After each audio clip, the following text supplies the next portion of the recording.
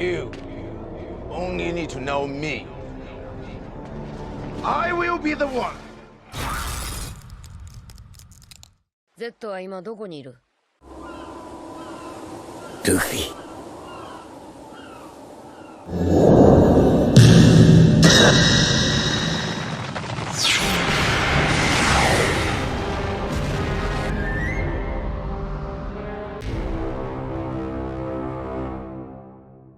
We got a lot of great moments in chapter 1026. If you haven't watched my review yet, make sure to go and do that. I felt compelled to make this video because of the debate as to the level Luffy is at right now.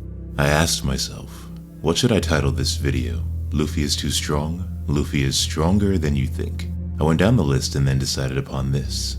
Although you know me, the title is subject to change, thank you YouTube algorithm, but I decided upon Luffy is Yonko level, and this is how you know. Feel free to drag me in the comment section if the title changes. But how do we know Luffy is now a Yonko? Truly the 5th Emperor of the Sea, if you recall his meme-worthy announcement from Big News Morgans and the worthy criticism that followed. How many laughed at how anyone could believe this kid, this guy, was actually worthy of the title given all the help he's had along the way. Literally carried by others at times to victory and safety. Think Sanji and the crew's escape from Whole Cake Island is one example. Forced to flee from a real emperor, Big Mom. Well, there's several factors that come into play, and I go into greater detail in my video titled Why Luffy Will Be the King of Kings. So if you want, you can watch that after this. So let's begin there. What does it mean to be a king? For that is the title the emperors of the sea are competing for. Most of them at least. Let's play a game. Not really, but bear with me. The journey west along the Grand Line toward that final island and the One Piece is a game of sorts, a dangerous one.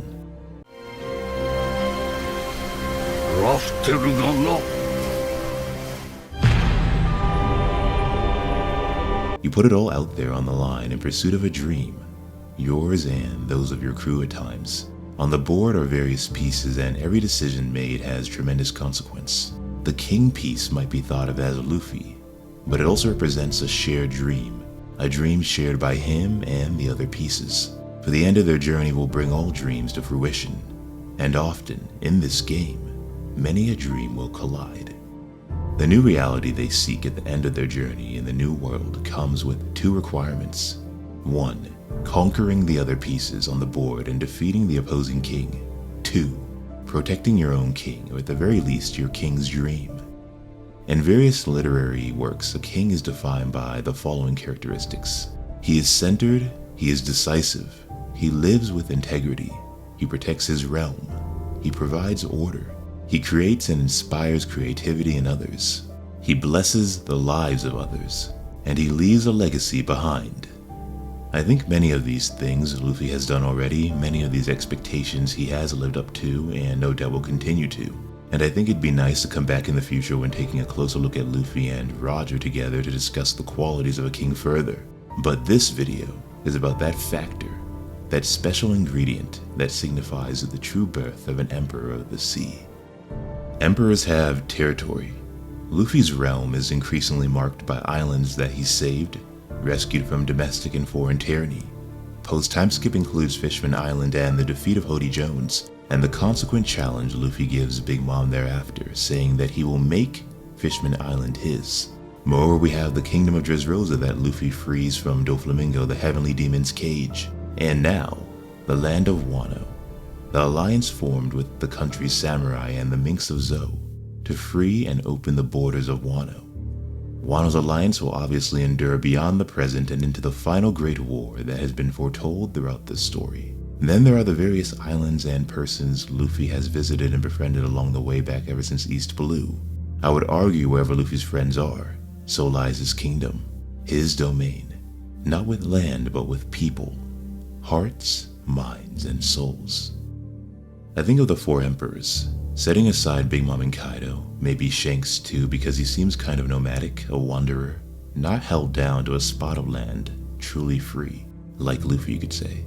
But I think out of the 4 emperors, Blackbeard, who has taken over much of Whitebeard's territory, might alone rival the amount of islands that Luffy could claim as his own if Luffy were that sort of person. People don't swear fealty to him necessarily. They swear friendship and brotherly bonds. the pact or mark of Nakama, an allegiance that runs deeper than personal ambition or coercion and fear. So as an emperor, an eventual pirate king, expect Luffy to have the largest territory of any pirate that has ever lived. For someone that doesn't want to conquer anything, he would have nothing belong to him, and yet everything all the same. The whole world would be his island, and all his allies would be there for that final battle is my expectation. I'm sure it might be yours as well. Maybe the largest war ever written and shown in history. Yes, even larger than Naruto's 4th Shinobi World War that pitted the Shinobi alliance of each village against the Akatsuki, Madara, and others. A battle to decide the fate of the world. A battle that would have consequence for every sea. But this task, which is right around the corner with the end of the Yonko saga being close, Oda's story ending possibly in the next 5 to 6 years. This task requires Luffy to be the strongest he has ever been, and so yes, to stand at the summit with his fellow emperors with the title of Pirate King on the horizon. Admittedly, the view is still closer for some than others, but the gap in distance, in strength, is more narrow than has ever been at any point in the story.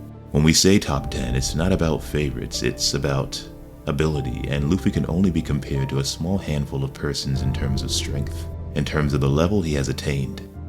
Kaido is the first to tell us this, while wondering what had happened to Luffy, how he had grown so much after their fight in Curry not too long ago, after he, in his words, destroyed this child. There are only a scant few people capable of fighting him in this world, and now Luffy is one. This boy.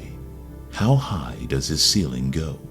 Luffy is compared to the likes of others who, outside of Shanks, if alive still today, would be on the level of emperors if not greater. And notably, almost every emperor, even the figures Kaido's imagination compares Luffy to, is marked by a common trait. The ability to use Shoku or Conquerors Haki. With Blackbeard and Zebek, we'll have to wait and see. Big Mom even asks Luffy after he sends Kaido to his knees, do you have any idea what it even means to be the Pirate King? But I don't think it's about knowing, it's about doing and believing in others and yourself. Those that help you along the way. A king can't exist without subjects or supporters. A captain needs a crew. More on this shortly. What is interesting is Don Shinjao having once claimed to Luffy, upon witnessing his display of this rare haki, Shoku, that there are levels to the ranks of conquerors that roam the seas, that across the vast oceans you will run into any number of men with kingly potential. Only one can emerge victorious by conquering heights greater than the other kings. Not all conquerors or kings are made equal. The height of each varies, and by the end of Wano, despite another depiction of the David vs. Goliath story, Luffy will stand taller than Kaido.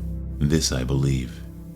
A king is the most important chess piece, of which each player has one, the captain being irreplaceable, which the opponent has to checkmate in order to win. The king can move in any direction. His path is truly free, but of great consequence. And supporting his journey are various other pieces. Some might call them pawns, others wings, and others still nakama, friends, family.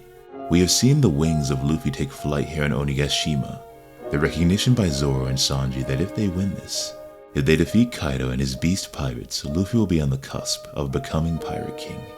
Not just one step closer, but one step away.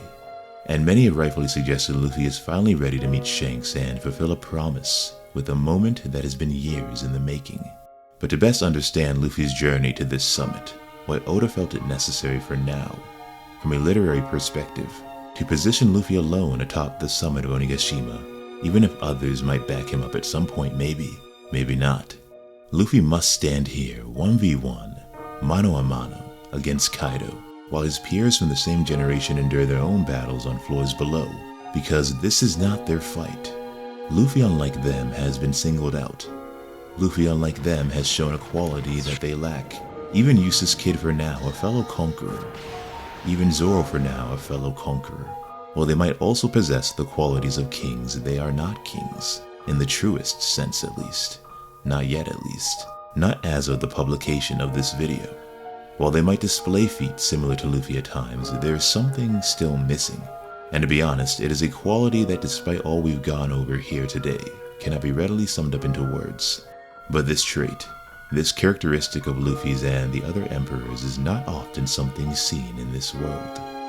But perhaps Rayleigh, the Dark King, understanding that he was merely a shadow of his captain, one wing, the right hand astride his captain's cloak, that the Pirate King Roger was a man that exemplified the pinnacle of the following qualities to be found in those closest to that title today: not doubting, belief, will, conviction. These are qualities of kings. That is the secret of true strength. Does anyone believe more? Is anyone's belief greater than Monkey D. Luffy's? I said in my review for the chapter that Luffy in many ways is a great example to young people. We see him turn to Momonosuke after Momo bites Kaido, and Luffy says after doing that, "After biting an emperor, does anything in this world seem scary to you anymore?" And Momonosuke, shocked by the revelation, says, "No." Biting an emperor, it's kind of funny, isn't it? And yet piercing through the humor is a sense of wonder, because it's actually a big deal. Do you have it in you? You watching this video right now, could you do what Momo did? Do you also have it in you to be brave?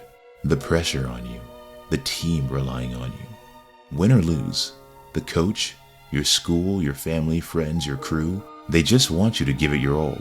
It's not about setting fear aside. It's about laughing in the face of it, the pain and hurt, the dread. To laugh or smile despite any obstacles that come barreling toward you. That is true courage. That is true strength. That is the test of life. I would like to add to Mihawk's appraisal of Luffy now, the rare gift that draws people to him that others have noticed. I think Ivankov and Kobe have also noticed this gift. Ironic that Luffy is the son of Dragon who is similar, and Kobe served or trained under Garp for a time. Ivankov also being connected to Dragon too.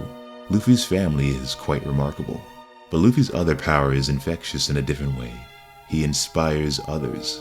What they see in him, what they come to admire about him, they eventually discover and pull out from themselves, from within, a potential they had never known.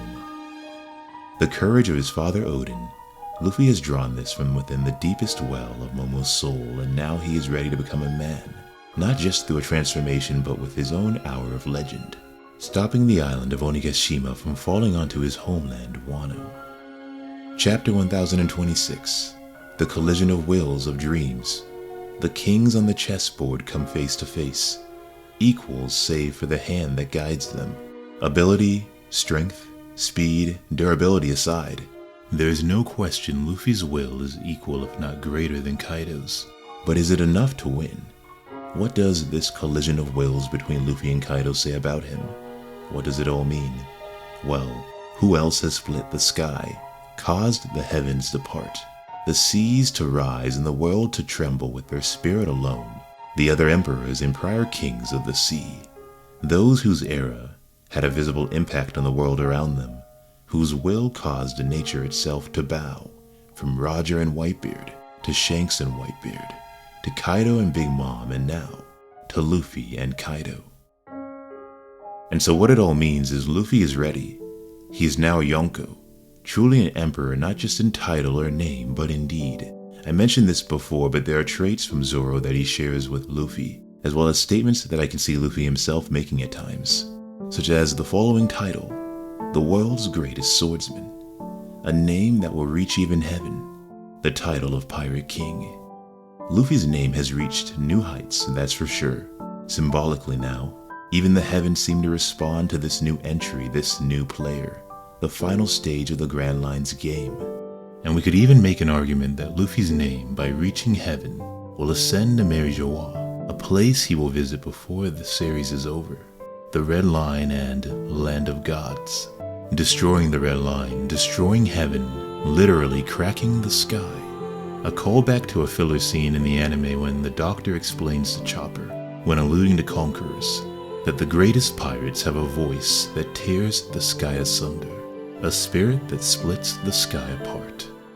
Looking back at Rayleigh's words about not doubting, belief, will, conviction, the secret of true strength, Luffy says to Kaido before their wills collide, "As long as I'm still alive, As long as I'm still breathing, anything can happen.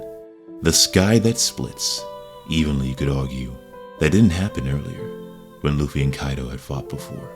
When their haki made impact after Luffy learned what in Kaido's words was an ability that only a select few could use, an advanced level of the game that only some have access to. So why now? There can only be one reason. Luffy is Yonko level. He's finally become an emperor, a title shortly introduced to him prior to the start of the Wano arc. Chased by one, only to maybe defeat two here and now. But as usual, we will have to wait and see. Don't forget to like the video, comment with your thoughts below, share this with your friends, and subscribe. Also click that notification bell. As always, there is more to come. Until next time, I'll see you all in Valhalla.